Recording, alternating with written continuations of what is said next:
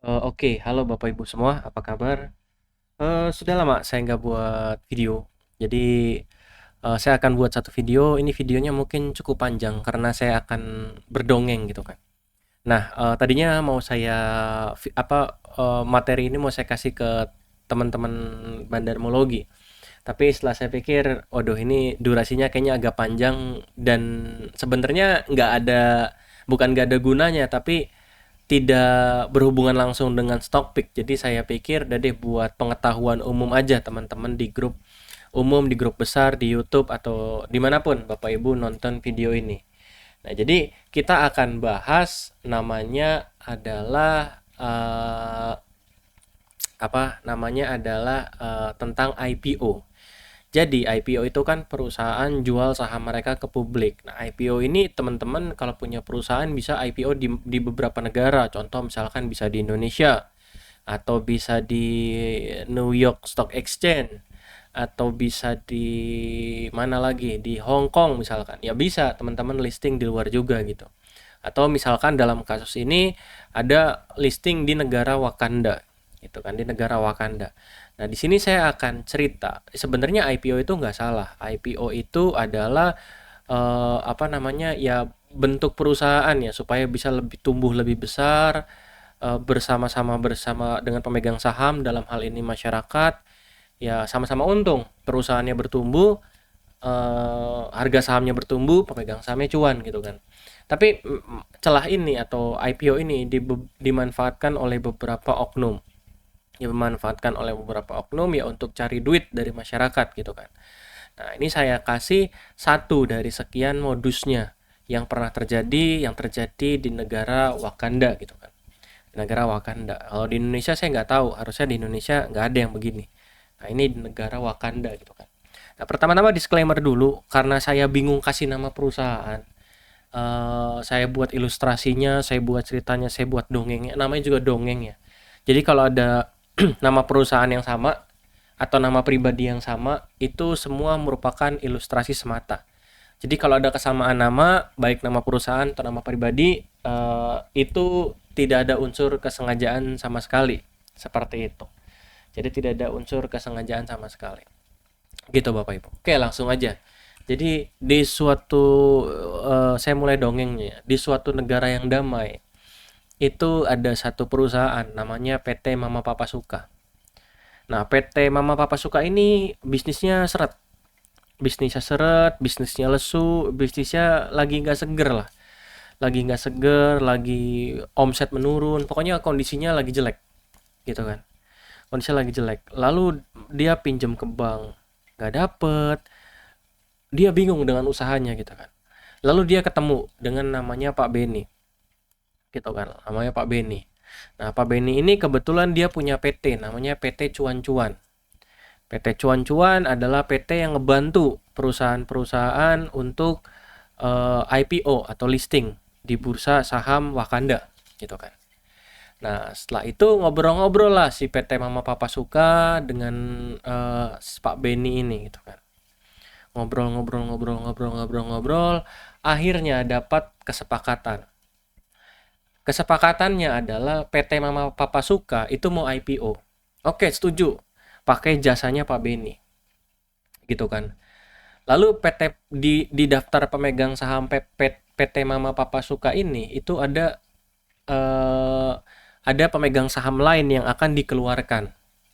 Yang sahamnya akan dijual ke PT Cuan-Cuan milik Pak Beni sebelum sahamnya listing. Nah, kesepakatannya lalu yang kedua adalah proses perbandaran atau market making saham dan nomini PT Mama Papa Suka itu semuanya dipegang sama Pak Beni. Jadi Pak Beni semua pegang kontrol sama PT Mama Papa Suka ini. Gitu kan.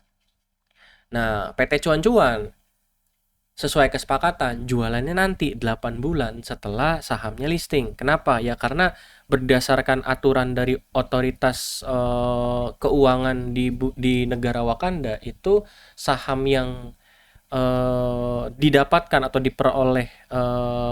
diperoleh di bawah harga pelaksanaan IPO atau atau di bawah pelaksanaan IPO itu sahamnya harus dikunci 8 bulan. Gitu kan. Oke, setuju gitu kan. Nah, jadi ini adalah pemegang saham PT Mama Papa Suka pertama kali setelah peningkatan modal dasar. Artinya eh, mungkin modalnya awalnya nggak segini, cuma ya bisa laba ditahan dikonversi jadi modal, bisa hutang dikonversi jadi jadi penyertaan modal, itu bisa juga macam-macam gitu kan. Nah, anggaplah ini modal udah ditingkatkan dengan seperti ini.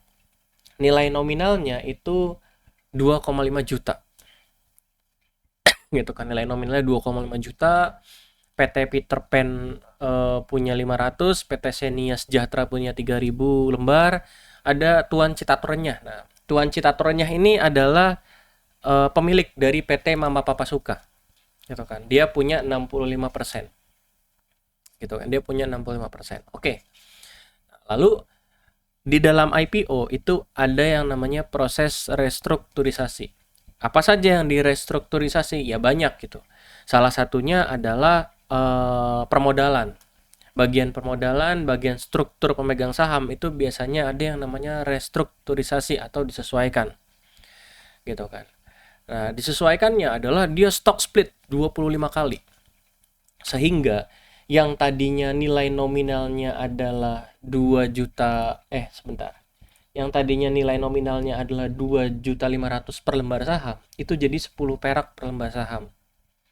10 perak per lembar saham, lalu yang tadinya jumlah lembar sahamnya 10.000 itu jadi 2,5 miliar lembar saham. Gitu kan. Nah, kenapa harus di stock split, Pak? Kenapa nggak langsung IPO aja? Ya nggak bisa, karena kalau langsung IPO cuma 10.000 lembar saham, artinya cuma 100 slot. 100 slot terbitin saham baru, anggaplah 20% cuma 200 slot. Masa saham beredar cuma 200 slot? Kan nggak lucu gitu kan. Kan nggak lucu. Saham beredar cuma 200 slot gitu. Akhirnya di stock split lah. Di stock split 25 kali 25 kali dapatlah nilai nominalnya 10 perak gitu kan. Seperti itu. Gitu, Bapak. 25 kali, 2.500 kali, Pak. Sorry, bukan 25 kali, tapi di stock splitnya ini berapa kali tuh? Saya lihat dulu. 25.000 kali kurang lebih ya. 25.000 kali. Ya, intinya di stock split lah, sahamnya di stock split. Di stock split.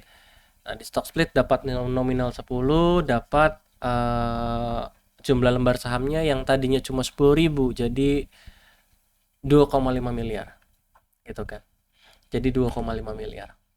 Nah, setelah itu, sesuai dengan kesepakatan yang pertama dengan Pak Beni, itu PT Mama Papa Suka ada pemegang saham namanya PT Xenia Sejahtera. PT Xenia Sejahtera ini ngelepas sahamnya, kasih deh ke PT Cuan-Cuan 30%, karena ini kesepakatan sama Pak Beni. Kasih ke PT Cuan-Cuan 30%. Nah, akhirnya pemegang saham barunya jadi PT Cuan-Cuan. Berapa yang PT Cuan-Cuan keluarkan? Yang PT Cuan-Cuan keluarkan adalah 10 kali 750 juta atau 7,5 miliar. Ini yang dikeluarkan oleh PT Cuan-Cuan. Gitu kan. PT Cuan-Cuan. Jadi dijual. Gitu. Kepemilikannya 30%. Jadi PT Cuan-Cuan masuk ke dalam daftar pemegang saham. Nah, lalu IPO lah. Nah, IPO ini adalah pemegang saham sebelum dan setelah penawaran umum. Artinya sebelum IPO dan setelah IPO. Nah, sebelum IPO, Tuan Citatorennya itu punya 65%. PT Cuan-Cuan punya 30%, PT Peter Pan punya 5%. Gitu kan. Nah, setelah IPO, setelah adanya porsi masyarakat, anggaplah masyarakatnya punya 20% gitu kan. Masyarakatnya punya 20%. Nah, PT Cuan-Cuan jadi cuma punya kepemilikan 24%, artinya terdilusi. PT Peter Pan juga terdilusi, PT Citatorennya juga terdilusi. Jadi semua terdilusi. Gitu kan, karena ada porsi masyarakat. Nah, IPO-nya anggaplah IPO di harga 150. Gitu kan. IPO di harga 150, bandarnya goreng-goreng sampai harga 1.000 gitu kan. Pak Beni goreng-goreng sampai harga 1.000. Nah, dia keluarin barang-barang nomini emitennya. Ya iya dong, harusnya nomini emiten dulu yang dikeluarin. orang PT Cuan-Cuan udah dikasih beli di harga 10 perak kok. 10 perak dengan kurang lebih 7,5 juta lot, harusnya dikerjain dulu dong. Jadi diberesin dulu barang-barang nomininya. Sehingga dari barang-barang nomininya mama papa suka, itu mungkin bisa dapat eh, mungkin bisa dapat ratusan miliar gitu. Mungkin bisa dapat ratusan miliar. Nah, setelah 8 bulan ini PT Cuan-Cuan ini akhirnya jualan juga. Kenapa? Ya karena baru boleh jualan gitu kan. Jualan juga, dia jualan terus, dia press terus sampai harganya 50 gitu. Nah, ya kenapa harganya dipres sampai ke 50? Ya nggak apa-apa, kan PT Cuan-Cuan tadi dapatnya dari harga 10 perak dari PT Xenia, gitu kan. Jadi PT Cuan-Cuan modal 10, jualan average anggaplah 60 sampai 70, baggernya 5 sampai 6 kali lipat dari kurang lebih ya mungkin 1 atau 2 tahun project gitu kan. Bayangin, beli harga 10, jual harga 60 70. Jadi win-win solution. Tuan Citato dapat duit dari nomininya, PT Cuan-Cuan dapat duit dari jualan sahamnya juga gitu. Jadi ya win-win solution. Nah, ini adalah salah satu praktik market making atau perbandaran atau apa ya? Praktik yang apa ya? Ya mungkin bisa dibilang praktik jahatnya lah dari atau sisi gelapnya dari IPO gitu kan. Dari IPO di bursa manapun. Seperti itu. Jadi akan ada aja yang seperti ini, yang perusahaan mungkin bisnisnya udah susah, ya udah deh jualan saham, kita bantu gimana, kasih sahamnya sebelum pre-IPO, biar bandarnya yang urus, yang penting kita bisa keluar jadi duit gitu kan. Nah, ya hal-hal seperti ini akan ada gitu. Maka dari itu pentingnya kita baca prospektus, pentingnya kita baca history dari dia punya restrukturisasi seperti apa gitu kan.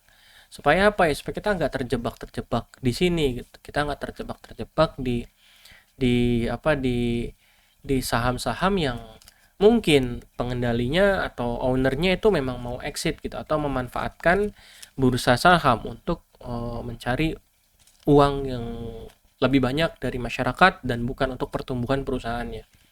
Gitu kan, seperti itu.